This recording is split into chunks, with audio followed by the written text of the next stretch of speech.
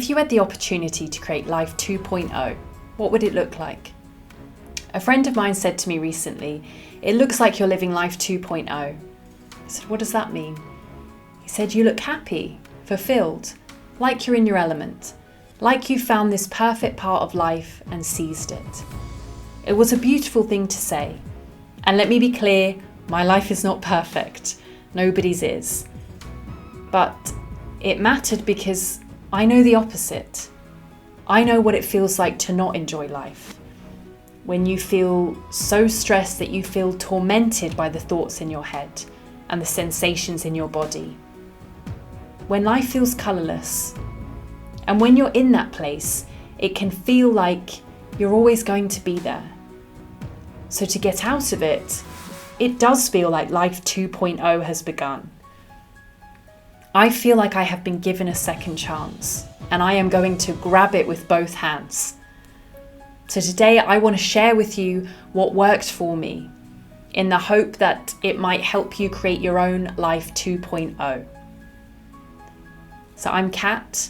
I founded a company called Breathwork and created a framework called the EDGE method, which is breathwork, neurotraining and leadership, and it is to help you think, feel and lead better. It's something I got into because I needed it.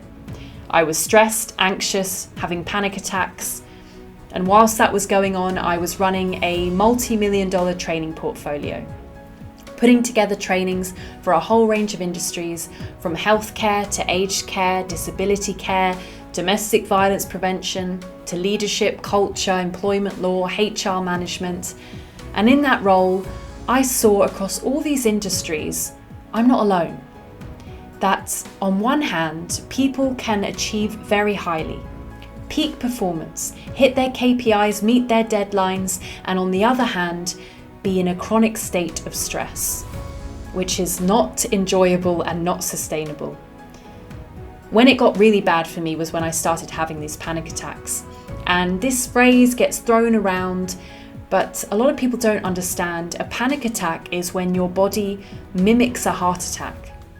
So it comes out of nowhere, you start feeling faint, your vision goes blurry, your legs feel wobbly, your heart is racing at 1,000,000 miles an hour. You feel this crushing pain in the center of your chest, which radiates out to your back. It is truly terrifying. And this would happen to me at work.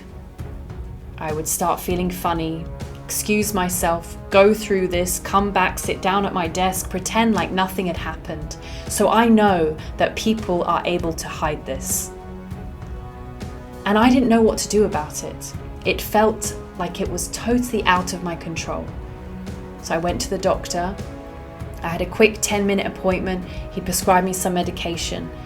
I went home, I looked it up, and what he'd given me was antidepressants.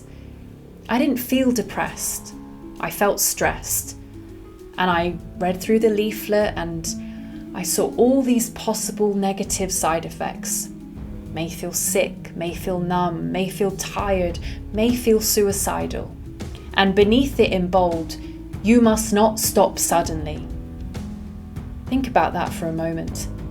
So this medication may make me feel a lot worse, even suicidal, and I must continue taking it until I can get another appointment, see the doctor, get another prescription. It just didn't feel right to me. And so that started me on a well-being journey of trying anything and everything that might make me feel better. And I spent years. And the 3 things that worked were breathwork, neurotraining, and leadership. So the breathwork was what helped me physically. It was a particular type that helped me release tension, stress from my body. In that first session, I felt like this knot in the center of my chest, like it had unraveled. I felt this clarity in my mind and this peace in my whole body. And when you have been in a chronic state of fight or flight, to feel peace in your body is euphoric. In this modern day world, rushing around and constant information, to feel that basic feeling of peace has become so rare. And so the breathwork really helped with the body. But I wanted to understand what was going on in the brain. And the more I researched, the more I would learn that our brains are wired to protect us.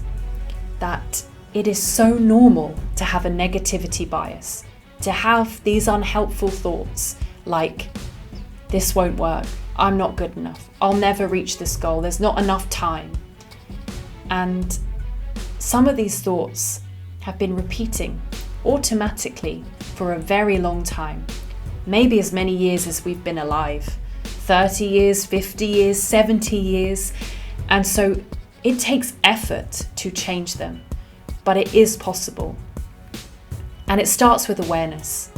And breathwork is the doorway, because it allows you to quieten that front part of your brain, the prefrontal cortex, which can be the analytical, critical part where you feel like there's a million thoughts going on at once.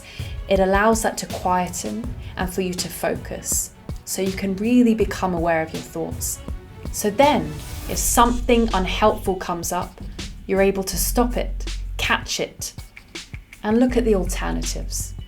The alternatives might be, what if it does happen? And that does two things. Firstly, releases dopamine in the brain, that feel-good chemical, because you start imagining what it would look like to achieve that goal. You get those butterflies in your belly, you start feeling, what will it feel like to have that goal? What will I be able to do with my family when I have that goal? And it activates the innovative, creative part of your brain. So your brain starts problem solving, looking for solutions, looking for opportunities, people that might help you get that goal. And then I took it one step further, looking at the incredible people of the world. What are they doing? And the sorts of brain training that they do included mentally rehearsing the desired outcome. This is what Michael Phelps would do, the incredible Olympic swimmer. He would mentally rehearse in vivid detail each swim, each stroke that he would take in the swim, and every possible scenario. What happens if my goggles fill with water? What happens if I have a false start? What happens if I'm losing? So then his brain was primed and prepped to work for him. So when things inevitably did happen, he was cool, calm, and collected. His nervous system was calm. He didn't let his emotions take over. He was able to respond strategically. And this is the work that I do with leaders in life, in business, because life will come at us with stuff. It is guaranteed.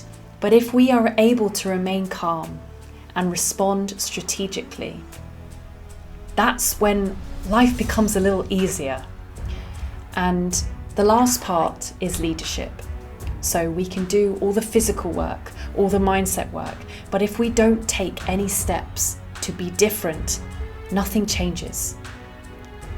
And these are the small habits and behaviors that we take in our day-to-day life that tell our brain, this is our new identity. This is life 2.0. And even if it's tiny, small changes, 1%, I am 1% better than I was yesterday. You are telling your brain something has shifted here. I am not the same person anymore. And I want to close with a story about Steve Jobs, another incredible person in this world. What he would do is go into businesses and ask a simple question, which is, why do you do it this way? And a lot of the times he would hear, because we've always done it that way. And he would push them, but why? And again, they would say, well, we've always done it this way. We've done it this way for 20 years. The person before me did it this way. And he'd be like, okay, well, it's not working. So let's change it. And he would take that business in a whole new direction. And so maybe you spent a long time not feeling great or not achieving as much as you thought that you could. Well, you can change it today. You can go in a different direction and you can create your own life 2.0.